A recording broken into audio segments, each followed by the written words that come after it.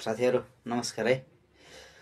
अन्तरिक्षमा रहेकी सुनिता हैन विलियम्स वैज्ञानिक थिइन् हैन, स्पेसको लागि चाहिँ गरेर स्टडी गर्नको लागि गएको वैज्ञानिक जो चाहिँ अमेरिकामा थिइन् अनि चाहिँ स्पेशल चाहिँ इन्डियन नागरिक चाहिँ हुन् उनी हैन, वैज्ञानिक चाहिँ सुनिता विलियम्स स्पेस एक्समा 9 महिना समथिङ 286 दिन एबभ समथिङ हैन, उनी चाहिँ अन्तरिक्षमा रहन्। किन रहन् भन्नुहुन्छ भने जो उनी गएको स्टार लाइन्सको एउटा बोइङ कम्पनीको एउटा यान थियो, त्यो चाहिँ अन्तरिक्षमा को सेन्टरमै गएर खराब भयो हैन, खराब भयो।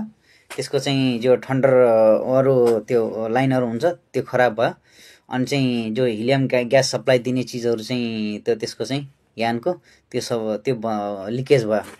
अब हिलियम ग्यास आउने चाहिँ सप्लाई नै लिक भएपछि त चाहिँ कसरी त्यो तलमाथि अप एन्ड डाउन कसरी गर्छ हैन।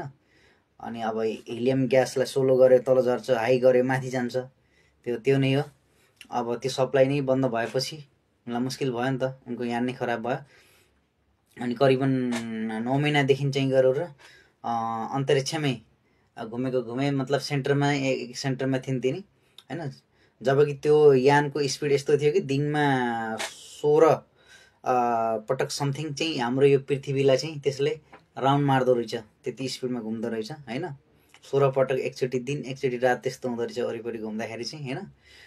सो उनी चाहिँ धेरै समस्याहरू झेल्दै हैन, त्यहाँ बसेर स्टडी गर्दै आफूलाई धैर्यता राख्दै स्टडी गर्दै गरेकी थिइन्। उनको साथमा अरु अन्य 4 जना पनि रहेको कर्मचारी अथवा को हुनु हैन, उनीहरु पनि रहेको चाहिँ कुरा आयो। साथमा चाहिँ बुच विल्मेयर र सुनिता विलियम्स 2 जना वैज्ञानिकहरु उनीहरुको टिमहरु थियो हैन।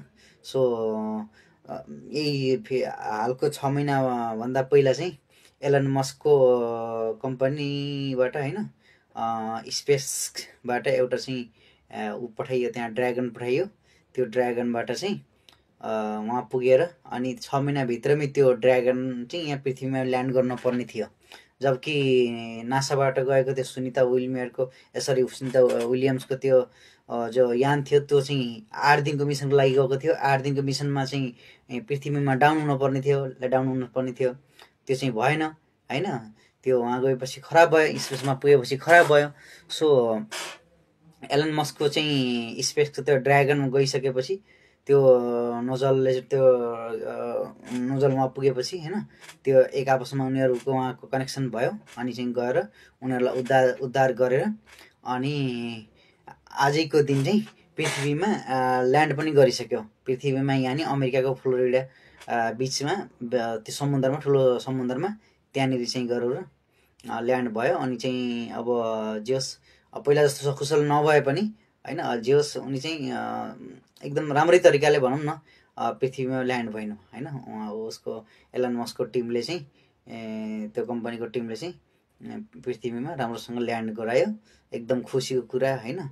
मान्छेमा चाहिँ हिम्मत साहस आँट भयो भने एकजना लेडिज वैज्ञानिक हैन अन्तरिक्षमा यति लामो समयसम्म बसेर त्यसरी आफ्नो आत्मालाई चाहिँ एकदम हम्बल बनाएर हैन, हुन्छ नि त्यसरी चाहिँ यति लामो स्टडी गरेर अनि चाहिँ उहाँ चाहिँ आज चाहिँ फर्किनु भएको छ। एकदम उहाँलाई सल्युट छ हैन। सम्पूर्ण चाहिँ गरेर एकदम आफ्नो आत्मालाई, आफ्नो चाहिँ जिगरलाई हम्बल राख्ने व्यक्तिहरुमा पनि एकदम सम्मान छ हैन। एकदम खुसी पनि लाग्यो हैन। अनि चाहिँ अब नेक्स्ट कुरा भनेको अब यताउति जताबाट पनि कुरा चाहिँ जोड्यो, कुरा जोड्दा बित्तिकै आफ्नै देशको आउँछ, आफ्नै नेपालको आउँछ। अब हाम्रो नेपालको त त्यो एउटा हैन सपना नै के भन्नु, सपना देख्नै गाह्रो छ हैन। अरू देशहरु त ती स्पेसमा पनि चाहिँ गरेर आफ्नो जग्गा कब्जा गरिसके हैन। मान्छेहरुले चाहिँ गरेर इन्डियाले गरिसक्यो, अमेरिकाले गरिसक्यो, क्यानाडाले गरिसक्यो, विभिन्न अरू ठुल्ठुला देशहरुले चाहिँ गरिसके। अब उनीहरुले चाहिँ आफ्नो हिस्साहरु बनाउँदैछन्। अब हामी चाहिँ भगवानको उपर बस के हो कहिले थाहा छैन।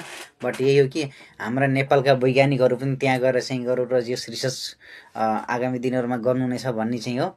लास्ट इयर चाहिँ इन्डियाबाट गएको चाहिँ गरेर त्यो यान थियो चन्द्रमामा चाहिँ गरेर ल्यान्डिङ गरेर त्यो स्पेसबाट चाहिँ फर्केर आयो त्यति बेला चाहिँ त्यहाँ त्यो वर्किङ टिममा चाहिँ एउटा नेपाली वैज्ञानिक पनि हुनुहुन्थ्यो भन्ने चाहिँ एउटा कुरा आयो त्यो सुन्दा एकदम खुसी लाग्यो अब वी होप गरौँ बस नेपालको पनि भविष्यमा तरक्की होला हैन okay thank you so much हेरेर साथ दिनुभयो जस मान्छे चाहिँ अन्तरिक्षमा फसेर पनि सकुशल पृथ्वीमा उद्धार भएको चाहिँ यसरी न्युजहरू आउँदाखेरि आफूलाई एकदम खुसी लाग्छ हैन आनन्द लाग्यो okay thank you so much